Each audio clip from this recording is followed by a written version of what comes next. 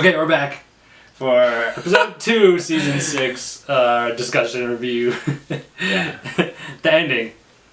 Crazy. Okay. All right. Let's gather. Let's go back to the beginning. We just finished watching it like 2 minutes ago. So yeah. Wow. Okay. First off, I gotta say this was a great episode. Yeah. Like, the whole episode was great. Like everything was great in this episode. Let's just jump into the big thing. Spoilers for anybody that wants to turn away. Yeah. Okay, Jon Snow is back. Holy. As far as we know, we don't know. We didn't hear him talk. We didn't hear him have any interactions with people. He's alive. But he's alive. Yeah. The Red Woman, Melisandre, right? Melisandre, yeah. Melisandre. She did a little spell of some kind after Davos kind of coerced her to do it. She didn't think she could, but she gave it a try. And he came back. Everybody left the room. Yeah, everyone left the room because she really tried it. She kept repeating like the spell, and then they're like, "Well, this is a wash." So everyone walked out. I thought it was it. I thought that was it. I wasn't sure what was gonna happen. Davos walked out. Tormund walked out, and then Melisandre walked out. And so Ghost was in there with Jon. And then Ghost woke up. Yeah, and he was like, "What?" He's like, he could tell something about to happen. And then it like just showed his body, and I thought that it was gonna go to black, and then pick up next episode. Yeah. But man. He fucking woke up. He was like breathing all heavy. Holy shit. Let's talk about King's Landing. So it started out and first it started off with this badass like funny part where this like common person was making jokes about Cersei. And he goes off to the side to take a piss, and then the mountain comes up behind him and like smashes him. like with zombie one hand just smashed, like his head exploded, like and then he walks off like it was nothing. And then after that, it showed Cersei trying to leave with him. Remember? Yeah, and then it had like the guard, and they made her go back. Yeah, because Tommen, he's had it with his mother, and he's telling her to stay in her room, and then we had the awful Sparrow interaction. I hate Jaime Sparrow. God, he's the worst. I literally don't like that character because I'm not supposed to like him. I literally don't like the character. Like I don't like him because I'm not supposed to like him. I mean, he's such a cunt. I just hate that. But like, it goes and shows Marcella's her body's laying in the sept, and Tommen's there, and Jaime. And I really liked Jaime's back and forth to Tommen. Yeah. I love Jaime. And so he tells Tommen, "Look, go apologize to your mother. Obviously, you've had your differences, but we need to stick together, basically." And then, as Tommen leaves, of course, the High Sparrow frickin' comes in, and Jaime, man, I wish he would have just taken out his knife and just killed him right there, because I thought he was going to, and then I saw the little guys come out. The other sparrows came out, man. And then right after that is when Tommen, because Jaime told him to go see his mom. Yeah, and so it's Cersei and Tommen had... Tommen, the actor that plays Tommen, I'm not sure what his name is, but he's definitely growing on me. I like that scene a lot. I felt that was pretty convincing. I liked what they were saying. The Lannisters are definitely coming back together. I think there's going to be some serious uprooting going on in King's Landing with Jaime and Cersei and Tommen all teaming up against the Sparrows, basically. And then we got a good look at Bran for the first time. Yeah. And it started off, it was really cool. They had like a flashback to when Hodor was like young and he was like talking normal. Yeah. His name was Willis? Or Wallace. Something like that. Something normal. And then we saw Ned when he was like little. Ned and his brother Benjen. Yeah.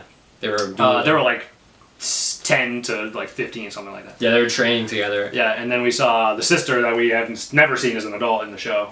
Oh yeah, Lyanna Stark. And she kind of obviously has a big role in the entire story of Game of Thrones. And then the Three-Eyed Raven kind of brought him back to reality, and they had a little conversation with the girl that was there. I don't remember her name in the show, but she's like all bummed out because her brother died, obviously. Yeah, of course, which is understandable. But I think they're trying to get her to help, and whatever they're doing, we're not clear exactly on what's going to happen, but based on what they teased for next week, we're going to get more flashbacks. Some stuff is going to come out, I'm pretty sure. I like what they're doing with it. I was never the biggest fan of the Bran arc before, but now that he's really getting into training and he's older, I think that it's going to get really interesting. Ramsay killed his dad.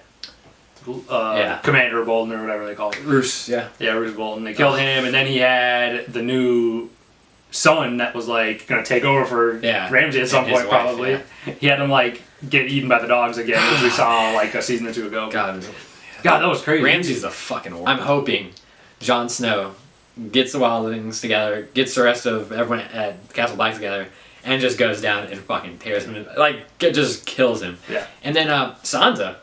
Yeah, Sansa had a little conversation with Reek is completely gone now. It's Theon. They're referring to him as Theon. Yeah, and he said he wanted to take a horse back to home, which is the Iron Islands.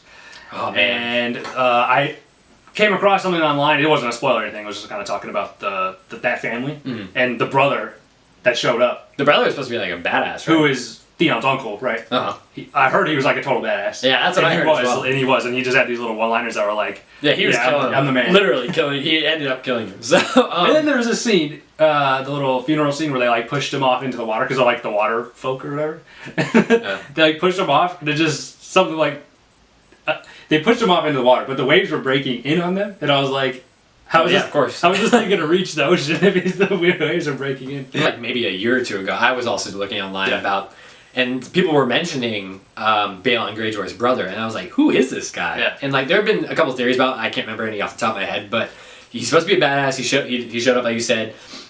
He took out Balon. So all 5 kings from the War of the Five Kings are now dead. Yeah, he was the last one. And then his sister basically said, my dad would want me to take over, and they're like, oh no, we have to see how it plays out with the law. Yeah, blah, blah, blah. Theon's sister, yeah. So she seems more than capable.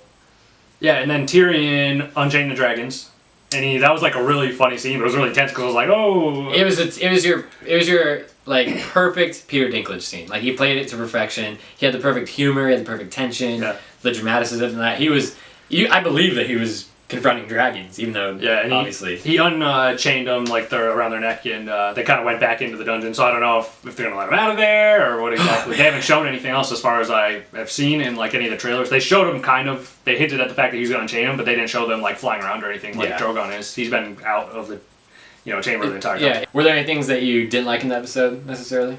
Or you would like to have seen? No, everything was fine. Again, I don't like when they have the Sparrow and the High Sparrow. I just don't like that character. Arya, his story is starting to drag on a little bit. This is like the second season we've seen where she's just like getting into the storyline where she's going to be, no face or whatever, no name or whatever they call it. No face. But that's kind of dragging on a little bit now. I wish they would advance that. They could do with her what they did with Bran last season, and I wouldn't mind.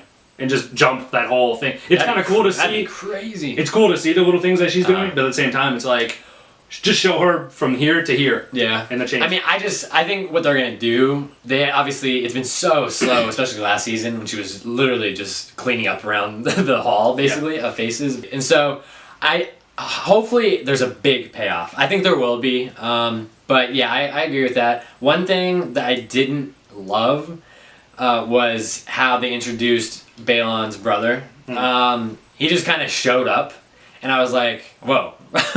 I'm interested in you, and I'm glad you're here now, but I was just like, I'm sure they're pressed for time, and they have so much going on, so you can't really blame them too much. They did it as effectively and quick as they could, so... No, they didn't really cover Daenerys.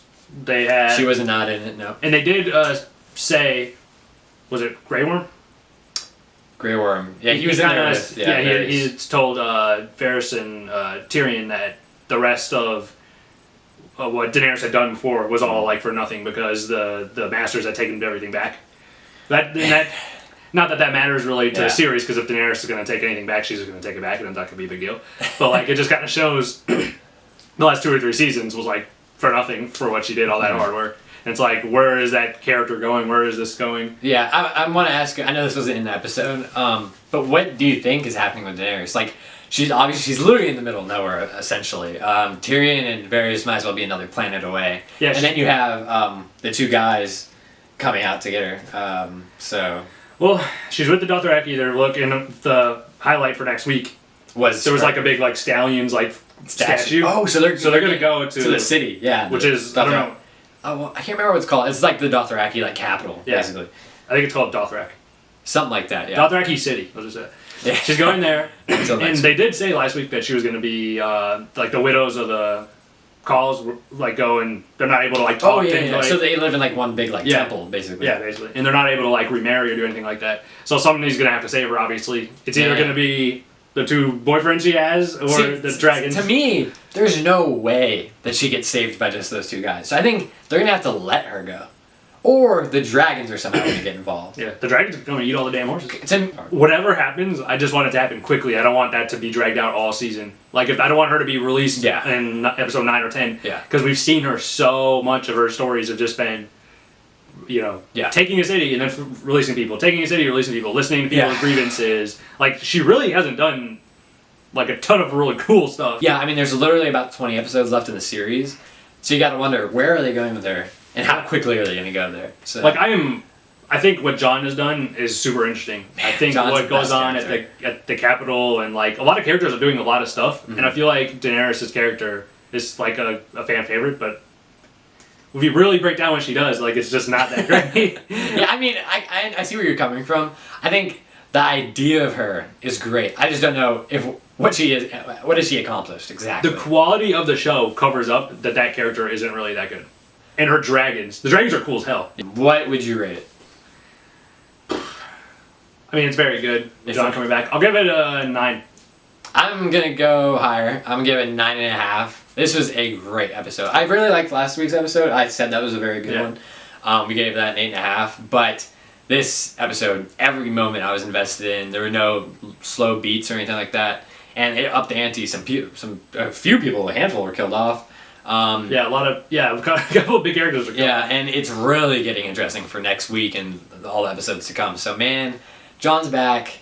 Bran is doing big things. Cersei and Jaime are about to take a bunch of stuff back with Tommen. I'm pumped. Yeah. You can see, like, they're starting to switch it from getting the foundation laid to the middle part of the story. They've switched it now to they're telling the end of the story. It's definitely getting close. Like, Jon's been killed and he's back. Yeah, so... And, like, there's a lot of things going on. Yeah, there's only so much left, which is kind of sad, but...